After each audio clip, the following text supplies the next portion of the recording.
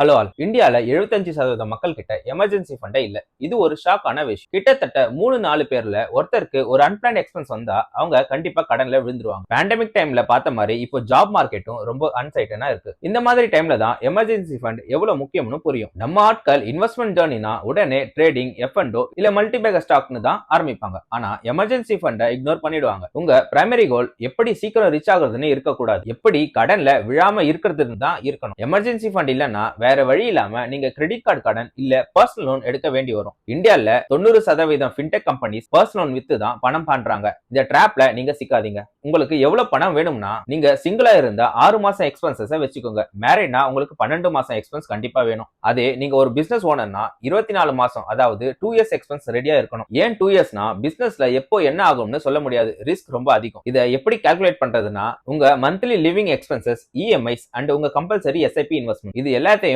Add பண்ணுங்க. வர அமௌண்ட்டை உங்க ஸ்டேட்டஸ்க்கு ஏத்த மாதிரி மல்டிப்ளை பண்ணிக்கோங்க. இந்த பணத்தை எப்படி டிவைட் பண்றதுன்னா டோட்டல் அமௌண்ட்ல ஆஃப் மந்த் எக்ஸ்பென்ஸை மட்டும் கேஷா வீட்ல லாக்கர்ல வச்சுக்கோங்க. சடன் எமர்ஜென்சிக்கு ஹெல்ப் ஆகும். ஒரு மாசம் எக்ஸ்பென்ஸை உங்க சேவிங்ஸ் அக்கௌண்ட்ல வைங்க. நல்ல ஆப் அண்ட் யூஏ இருக்கிற பேங்க் சூஸ் பண்ணுங்க. அப்போதான் ஈஸியா வித்ரா பண்ண முடியும். ரிமைனிங் அமௌண்ட்டை ஸ்வீப் இன் எஃப்டில போடுங்க. ஸ்வீப் இன் எஃப்டினா பேங்க்ல ஒரு த்ரெஷோல்ட் லிமிட் செட் பண்ணுவாங்க. ஃபார் எக்ஸாம்பிள் 25,000 வச்சுக்கோங்க. அந்த லிமிட்க்கு மேல வர பணம் ஆட்டோமேட்டிக்கா எஃப்டிக்கு கன்வெர்ட் ஆகிடும். சேவிங்ஸ் அக்கௌண்ட்ல 4% இன்ட்ரெஸ்ட் வந்தா இந்த எஃப்டில 6.5% to 7% வரைக்கும் கிடைக்கும். இதுல பெரிய பெனிஃபிட் என்னன்னா இப்போ உங்களுக்கு 1 lakh எஃப்டில இருக்கு. எமர்ஜென்சிக்கு 50,000 எடுக்கிறீங்கன்னா நார்மல் எஃப்டில மொத்த அமௌண்ட்டுக்கும் பெனால்டி போடுவாங்க. ஆனா ஸ்வீப் இன் எஃப்டில நீங்க எடுத்த அந்த 50,000க்கு மட்டும் தான் பெனால்டி போடுவாங்க. மீதி பணம் எஃப்டிலே இருக்கும். ஃபுல் இன்ட்ரெஸ்டும் கிடைக்கும். சோ இதுதான் உங்க முதல் பினான்சியல் கோலா இருக்கணும். ஸ்டாக் மார்க்கெட் ட்ரேடிங்க்கு முன்னாடி இந்த எமர்ஜென்சி ஃபண்டை ரெடி பண்ணுங்க. இந்த வீடியோ உங்களுக்கு யூஸ்ஃபுல்லா இருந்தா ஒரு லைக் பண்ணுங்க. உங்க ஃப்ரெண்ட்ஸ்க்கும் ஷேர் பண்ணுங்க. உங்க கால்குலேஷன் படி உங்களுக்கு எவ்வளவு எமர்ஜென்சி ஃபண்ட் வேணும்னு